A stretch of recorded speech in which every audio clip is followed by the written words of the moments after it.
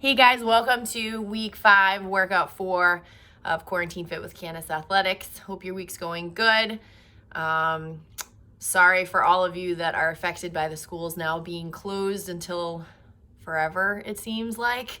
I know homeschooling's kind of crazy. If it's something that is new to you and you're struggling, I know everybody's school district is different, but that's what I've been doing. I work in Holland Elementary, so if you guys need any help trying to figure out schedules or resources or anything like that, or just how to manage the day with homeschooling, definitely let me know because I can help you guys with that too, okay? So with that said, now that we know we're gonna be home for a little bit longer, I'm assuming the businesses are gonna be affected, hopefully not as long, but let's try to get you a good workout for today and kind of blow off some steam. So for today, I know you guys did a lot of overhead stuff for Wednesday's workout, lots of push pressing and everything like that. So we're going to focus on the lower body today. Your warm-up's actually going to be 4 rounds, okay? And after mobility, you are going to have another little piece of some speed drills to do before your actual workout, and you have a cash out as well. So another fun-filled hour for you. So let's make sure that we're warming up properly. We are really focusing on the mobility because you're going to need it today, okay? So 4 rounds instead of 3. You guys are going to start with 20 paused mountain climbers. So normally when we're doing our mountain climbers, we're doing them quickly. So we're coming out into our plank position, and our knee is quickly coming up to our elbows when we do them. For these, we're going to pause, all right? So you're getting a little bit of a plank in there as well. So we're going to bring the knee up to the elbow, pause, alternate, okay? So 10 each side.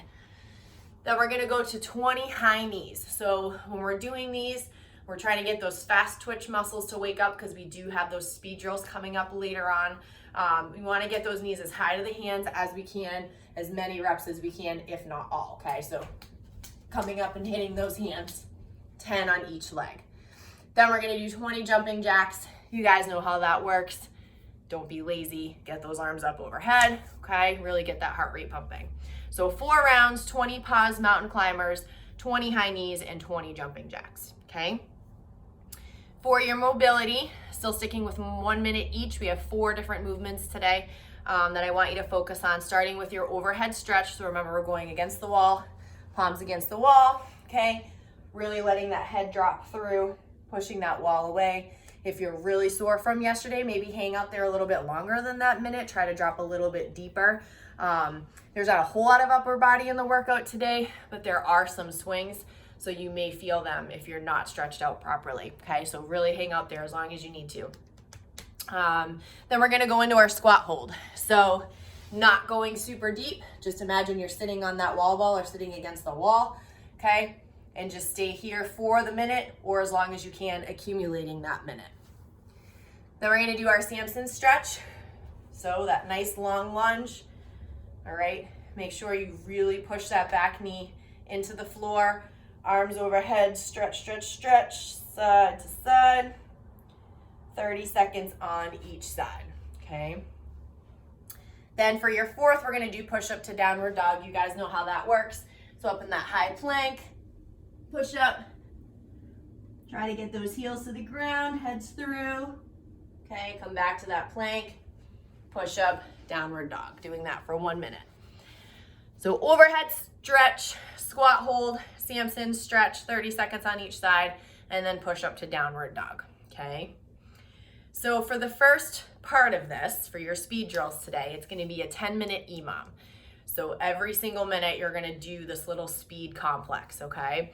So the goal is to obviously move as quickly as you can within the minute so that you have rest. But I don't want you to have more than a 30-second rest, okay? If you're finding that you're finishing relatively quickly and you're getting more than 30 seconds to rest, you need to do more of the complex. So instead of doing 1, do 2. If that's still too fast, just up it until you're only getting 30 seconds or less of rest, okay? So it's gonna seem relatively easy in the beginning, but remember, you're doing it 10 times. So if you get through the first 3 minutes and it's super fast, don't underestimate the fact that you have 7 more rounds to go, okay? So just be mindful because you have a lot of leg work in the workout as well. So the complex is 2 frog jumps. So the difference between a frog jump and a broad jump is your frog jump is starting in a squat and it's landing in a squat. Whereas a broad jump, we're not going down so far, we're not landing in that squat, okay?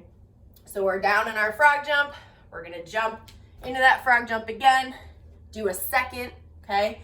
Once you've landed in that second frog jump, we're gonna stand, shuffle ourselves back really quickly, 2 burpees, so chest to deck, all the way up, full hip extension with that jump, 2 of those, into 2 jump lunges, okay? So I come up from my burpee, now I'm gonna jump my lunge, okay? So 2 frog jumps, shuffle back, 2 burpees, 2 jump lunges, okay? So as I said, this is every minute on the minute we're doing this complex. If we are finding that 30 seconds is not the rest time we're getting too long of a rest, do 2 of the complexes, okay? So 30 seconds or less of rest is your goal, okay? Then we're gonna move on to our workout. So it's 20 minutes. This is an ascending ladder. So every round, you're gonna add more reps, okay? So it's gonna go up by 3s, 3, 6, 9, 12, etc. So you get to the 20-minute mark. If you have a kettlebell, that would be ideal, but a dumbbell is more than fine for this. For our swings, ideally you wanna be able to get it overhead, but with ceiling height, or if we are working with a dumbbell and we don't feel comfortable putting it overhead to eye level is perfectly fine. Last week was the first time I did swings with a dumbbell. I just wasn't feeling the kettlebell that day, so I did the dumbbell instead. And I was a little reluctant to put it overhead, but once I did, it was fine. I found the only difference was I had to keep repositioning my hands at the top on the head, so that way when I would come down, I didn't risk, throwing it in front of me. But other than that, it wasn't difficult. So kettlebell or dumbbell swings, goblet squats, overhead walking lunge, and then if you have a box or something that you can do box jumps or step ups on, okay? So dumbbell and box or something, okay, is what you need today. So your kettlebell and dumbbell swings is more like a recovery. I would definitely use that time to breathe, because then your squats, your lunges, and your box jumps or step ups, that's really gonna tax you. A lot of the time when we're doing workouts like this, we don't realize how many calories it's actually burning, how much of an engine you need to be able to keep those legs going, especially after doing goblet squats and overhead walking lunges. When you go to jump, be mindful that you've already taxed your legs, not only in the EMOM, but in those movements every single round, okay? So it might not seem as daunting at first, but when you get later on to the 9 and 12, those box jumps are gonna be pretty dreadful if you're not careful. So you guys know how you would hold your kettlebell. I'm gonna show you how you hold your dumbbell if you're gonna do the swings. Again, 2 hands on the head, all right? Just imagine you have the kettlebell, still the same movement with that hip pop. So it's coming up if we're going overhead, it's going all the way over and down. If we're only going to eye level, this is where it's gonna be, okay? So just remember, just like those kettlebell swings, our arms are just the transportation system for the weight. It is not an arm movement. You need to pop from the hip and get that drive so the weight goes up, okay? Then our goblet squat, so we finish our swing, all right, we're here. We can hold it this way, whatever you're more comfortable, okay? Full depth in that squat, come back up, full hip extension. Our overhead walking lunge, up and over. Now, of course, it's odd numbers. So your first round of 3, just keep it on the same side. Round of 6, do 3 and 3. Round of 9, break it up however you need to. Maybe walk 5 steps out, 4 steps back, whatever's gonna work for you, and obviously whatever space you're limited to as well, okay? So we're putting it up overhead. You wanna make sure that bicep is by the ear, all right? Try to let that dumbbell fall slightly behind you, just to help that shoulder blade support it, okay? And stepping forward, knees down, together, all right? Now remember what we talked about a couple weeks ago when I said, try not to step in the middle, step right into that next lunge. This is a workout that you can really try that maneuver, but it's gonna be very difficult because your legs are gonna get tired really quickly. If you're not able to hold that dumbbell overhead, you can certainly put it here, I have no problem with that. If this is still too much, all right, for mobility issues or injuries or anything like that, I don't mind if you put it down to the side, okay, like a suitcase hold. But really try to get it up overhead if you're able to.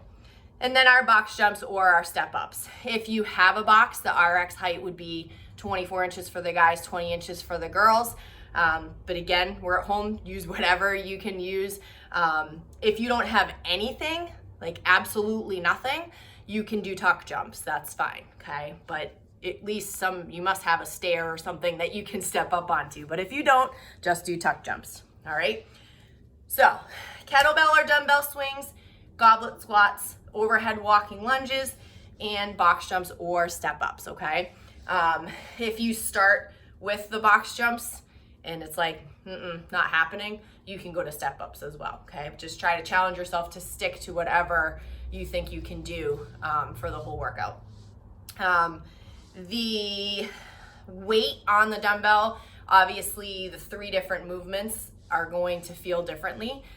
So if you only have a 35-pound dumbbell, the swings may feel fine, the goblet squats may feel fine, but that overhead walking lunge might get dicey. So use your best judgment. If that's all you have and you need to keep it here, that's perfectly fine, okay? Same goes for the guys if you only have a 50. But don't shy away from at least trying, especially with the overhead walking lunge. You may have a side that's stronger than the other. Try to figure it out, right? See if you can figure out, well, I need to really work on this on my left side. I know my left side, I tend to go this way. So it's just a good workout to kind of figure stuff out as well, things we need to work on, okay? So after that, you guys have a cash out. It is a 1 mile run. Why am I doing this? Who knows the magic answer? Because we need to flush our legs out.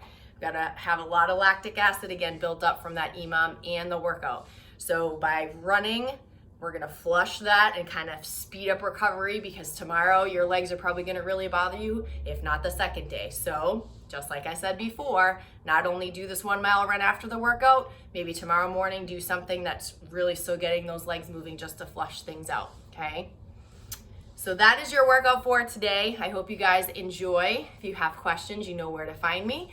And I will see you next week. Jose will see you guys for Friday's workout. Take care, guys.